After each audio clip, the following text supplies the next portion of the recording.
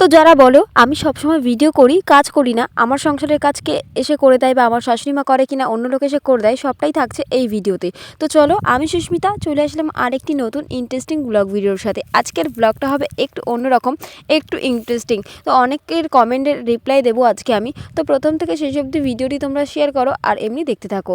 তো প্রথমে দেখতে পারছো আমি এখন চলে এসেছি ব্রাশ করতে। সকালে উঠেই আমি রান্না করে ফেলেছি, তার কারণ আজকে উঠেই দেখি 8:30 বেজে গেছে। যেহেতু রান্নাটাই আমার মেন, রান্নাটা তো আগে করতেই হবে, তাই জন্যই আগে রান্নাবান্না করে ব্রাশ করতে চলে এসেছি। ব্রাশটা আজকে আগে করিনি। তো ব্রাশ করতে এসে অনেকেই ছিল উঠোনে, যেহেতু আমাদের জয়েন্ট ফ্যামিলি, তো সবাই তো আমরা এক উঠোনেই থাকি আর গল্প করতে করতে বেশ সময় কেটে যায়। আমাদের বাড়িতে কিন্তু এরকমটা ছিল না, কিন্তু এখন এখানে এসে আমারও সেরকম পরিবেশে অভ্যস্ত হয়ে গেছি। আর দেখতেই পাচ্ছ উঠে রান্নাবান্না করে নিয়েছিলাম উনুনে, তার কারণ গ্যাস শেষ হয়ে গেছিলো। আর গ্যাস যে শেষ হয়ে যাবে সেটা আমার একটু মনে ছিল না।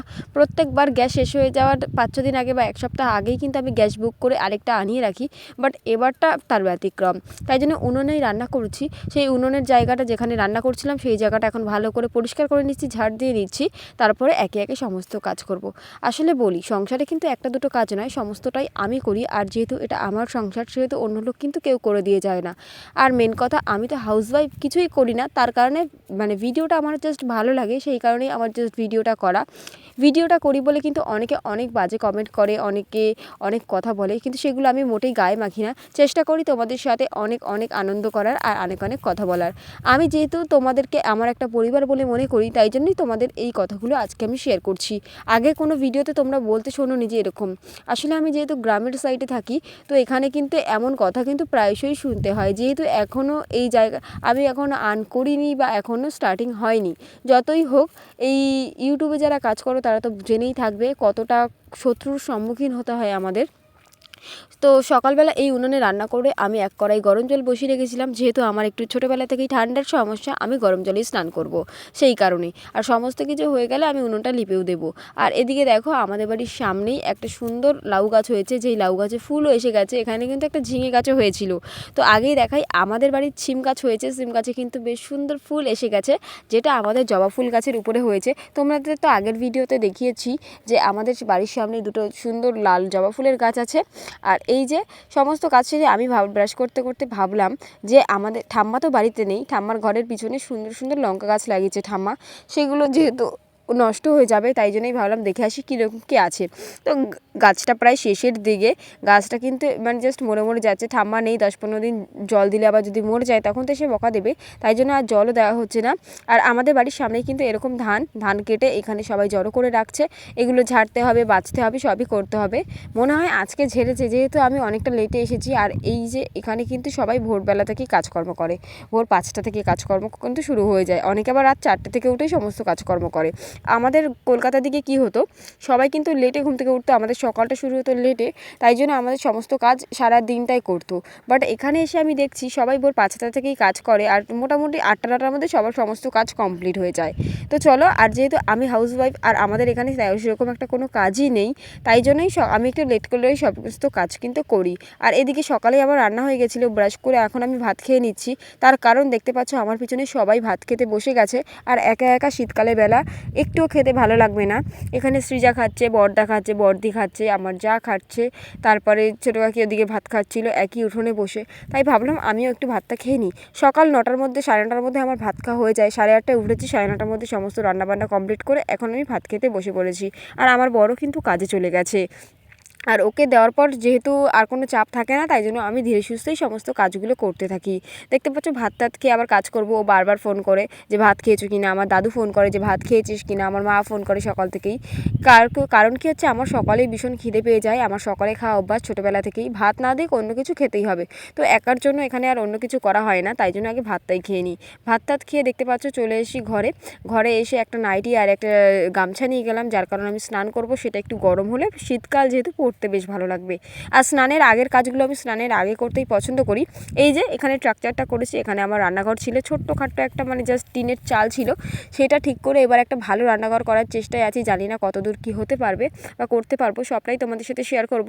এই জায়গাটা একটু পরিষ্কার করে নিচ্ছি, যেহেতু গ্রামে বাড়ি আমাদের, প্রথমেই বললাম প্রচুর গাছপালা, পাতা তো প্রত্যেক দিন পড়ে। কালকে বিকেলেও আমি একবার পরিষ্কার করে রেখেছি, বাট আজকে সকালবেলা দেখছি আবার এরকম হয়ে গেছে। আর এই যে কাঠগুলো এখানে কালকে রেখেছিলাম, বাট দেখছি এখানে এখন রোদ পড়ছে না, তাই জন্য ভাবছি এটা এখন সরিয়ে দিতে হবে, আর সরিয়ে দিলেই ভালো রোদ পড়বে। যাই হোক, এটা সরিয়ে দেওয়া হয়ে গেছে, আর এখন এই জায়গাটা ঝাড় দিয়ে নিচ্ছি। কিছু কিছু মাটি আনা হয়েছিল, সেই মাটিগুলো না গুঁড়ো করতে হবে, কিন্তু সেগুলো আমার গুঁড়ো করা হয়নি, কোদালটা আমি পাচ্ছি না। তাই এই যে আমার পায়ের কাছেই দেখো এক চাক মাটি আছে, যেটাকে গুঁড়ো করতে হবে, এটাকে লেভেল করতে হবে। তোমরা আর 1-2 দিনের ব্লগের মধ্যেই দেখতে পারবে আমার রান্নাঘরটা মোটামুটি সমান করে দুলমুচ করে দিয়েছি আমি। আর গত বছরে একটা ছোটোখাটো উনুন ছিল, সেই উনুনটা ভেঙে দিয়েছি, তার কারণ আমি ওই যে কর্নারে একটা কালো উনুন দেখতে পাচ্ছ, ওটা আমি বানিয়েছি। আর আসলে এই উনুনটায় না আমি সেরকম একটা রান্না করি না, তাই জন্যই আমি এই উনুনটা ভেঙে দিয়েছি। আর এটা প্রথম বছর আমাকে জেঠি বানিয়ে দিয়েছিল, আমি 3-4 দিন মতো রান্না করেছি, তারপর সেটা ভেঙে ফেলেছি। সেটা ভেঙে আমি এখানে এই মাটিটা দিয়ে লেভেল করে দিচ্ছি, যেহেতু পোড়া মাটি, লেভেল ছাড়া কিছুই হবে না। আর ওই মাটিটা বেশ ভালো মাটি, ওটা দিয়ে ঘর লেপাপোছা করতে হবে। আসলে মাটিটা ঝুরঝুরে না বা কাদা কাদা না হলে না আমি জাস্ট সমান করতে পারছি না, আর সমান করে তো দুলমুচ করতে হবে, নাহলে তো ওই এবড়ো খেবড়ো দেখাবে, আমি লেপাপোছা করতে পারবো না। যাই হোক, তাই আমরা সিজার মা আর আমি বলাবলি করছিলাম যে ওটা কী করলে ভালো হয়। আমি বলছিলাম এরকম দুলমুচ করে নেব, আর ইট দিয়ে চারিদিক গেঁথে নিয়েছি, মানে একটা করে ইট দিয়েছি, খুব একটা যে উঁচু করব তা না, তাই জন্য। আর কথা বলতে বলতে আমার তো স্নান দান কমপ্লিট হয়ে গেছে, স্নান দান করে পুজো দিতে চলে এসেছি। আসলে উঠোন ঝাড় দেওয়া, পুজো দেওয়ার কাজ, তারপরে এই বাসন টাসন বেশিরভাগ মাজা, সেগুলো আমার শাশুড়ি মাই করে থাকেন। উনি বেড়াতে গেছে, তাই জন্য বাড়িতে নেই বলে আমি করছি, দেখতেই পাচ্ছ। তাই জন্য আজকে 2-1টা কাজ আমি তাড়াতাড়ি ঝটপট করে নিচ্ছি। আমি পুজো দিয়ে নেব এখন, তার জন্য আগে স্নান করে নিয়েছি। আর স্নান করে সকালবেলা উঠে দেখি আমাদের কাছে তো সকালে 3টে থেকে সবাই ফুল ছিঁড়ে নিয়ে চলে যায়, ভোর 5টায় উঠলেও ফুল পাওয়া যায় না। যেহেতু ছোটো কাকি আর আমার শাশুড়ি মা সকালবেলা সকালে উঠে সমস্ত ফুলগুলো তোলে, বা আর যেটুকু দরকার সেটুকু তুলে নেয়। যেহেতু আমার শাশুড়ি মা বাড়িতে নেই, সেহেতু ছোটো কাকি তুলে আমাদের সিঁড়ির উপরে রেখে গেছিলো। সেই ফুলগুলো আমি তুলে নেব একটু পরে, তাই জন্য লাল ফুল নিয়ে আমার চিন্তা নেই।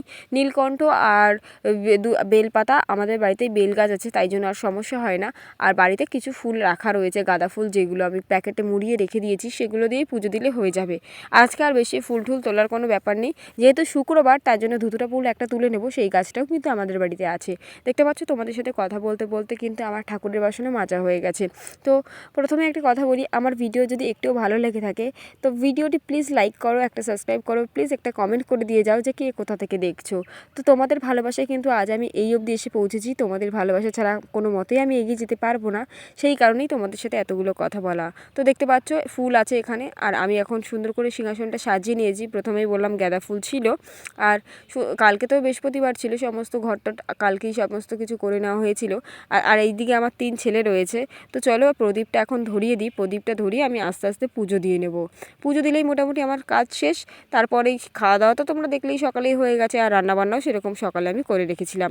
আর সকালে আর রাত্রিরে আমাদের রান্না হয়, তো সকালে যেহেতু রান্না হয়ে গেছে, দুপুরের মতন হয়ে গেছে, আর কোনো চাপ নেই। তো চলো পুজো দিয়ে নিই।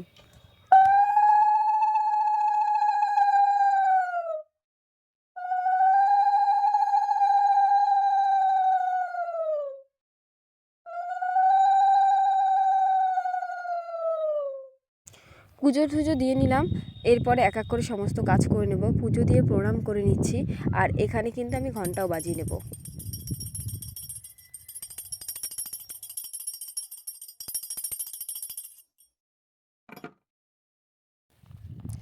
যেহেতু একটা জানলা খুলে রেখেছি, আর রোদ কিন্তু বেশ পড়ন্ত বেলা হয়ে গেছে, 11:30 বেজে গেছে, রোদ আমার ঘরে আর ঢুকছে না, তাই জন্য কিন্তু এখানটা এত অন্ধকার অন্ধকার মনে হচ্ছে।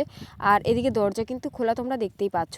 এবার প্রণাম টনাম করে নিচ্ছি, একে একে সমস্ত নিয়মকানুনগুলো করে নেব, মানে যেগুলো আমি আমার মন থেকে করি আর কি, ছোটোবেলা থেকে দেখে আসছি বা করেই আসছি। এই যে একটা ধূপকাঠি রয়েছে এখানে ঠাকুরের সামনে, আর প্রদীপ তো জ্বলছেই, তার মাঝখানে একটা ধূপকাঠি নিয়ে আমি সারা ঘর ঘুরিয়ে, চালের ড্রামে ঘুরিয়ে, আমার লকার মানে শোকেস টোকেস সারা বাড়ি ঘর টর ঘুরিয়ে দিচ্ছি। এটা আমি সন্ধেবেলায় এমনকি সকালবেলাতেও করে থাকি। সেরকম ঘুরিয়ে টুরিয়ে এখন যাব তুলসী তলায় দিতে, তার জন্য তো আমাকে প্রথমে আসনটা তুলে নিতে হবে। আর আর এখন তুলসী তলাতেও দিয়ে দিয়েছি। তো আজকের ভিডিওটা এই অবধি, কেমন লাগলো অবশ্যই কমেন্ট করে জানিও। তো টাটা, ভিডিওটি ভালো লাগলে অবশ্যই লাইক কমেন্ট সাবস্ক্রাইব, বাই।